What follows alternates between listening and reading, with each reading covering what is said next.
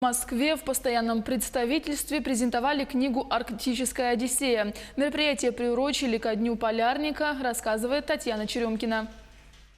Гостями постпредства в этот день стали почетные полярники, руководители федеральных структур, представители регионов. Главное же событие мероприятия – презентация книги «Арктическая Одиссея» Александра Кузнецова. Издатель книги Ирина Дмитренко – коренная северянка, победитель конкурса лучших учителей России, получатель гранта президента России. В основу книги с захватывающим сюжетом легли дневники, которые 15 месяцев вел Александр Кузнецов во время пребывания в арктическом плену. Двухлетка, молодой самец, определил Данилыч. Был бы матерый, вряд ли нам бы дался. Матерого медведя и собаки не остановят. 20-летние жители подмосковного села Александр Кузнецов, Виктор Пысин и 40-летний Николай Данилов, уроженец села Этыкёль, волею случая провели во льдах долгие месяцы. Как им удалось выжить в нечеловеческих условиях, об этом в книге о бесстрашных полярниках. Эта книга имеет потенциально огромное значение. И в первую очередь в деле привития нашему молодому поколению любви к географии, любви к смежным наукам и воспитания патриотизма.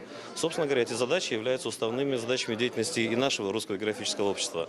Поэтому мне особенно приятно сказать спасибо авторам и составителям книги за огромный проделанный труд. И я думаю, что он будет востребован в нашей стране. Гости услышали воспоминания тех, кому посчастливилось знать этих героев. Автор книги поделилась планами по сохранению памяти об этих отважных полярниках. У меня есть очень большая мечта найти одного из легендарных героев этой арктической Одиссеи, Николая Данилова, или как его звали полярники, Данилыч. Потому что именно благодаря ему экспедиция была спасена. Потому что он все воплотил лучшие черты вообще российского человека. Как он приподнимал дух людей, которые оказались в тяжелой жизненной ситуации, а вот как раз рассказами о своем родном месте. Указом главы Республики Саха-Якутия Ирина Дмитренко награждена юбилейным знаком 385 лет вхождения Якутии в состав российского государства. В этом есть глубокий психологизм, тот, который в последнее время как-то утерян в нашем отечественном кино. Я бы предложил вот по итогам сегодняшнего нашего мероприятия попробовать предложить нашему Сахафильму, да, посмотреть на это со своей стороны. Там есть замечательные сценаристы сегодня, операторы, артисты.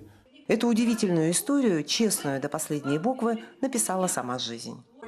Татьяна Черемкина, Виктор Олесов, Москва.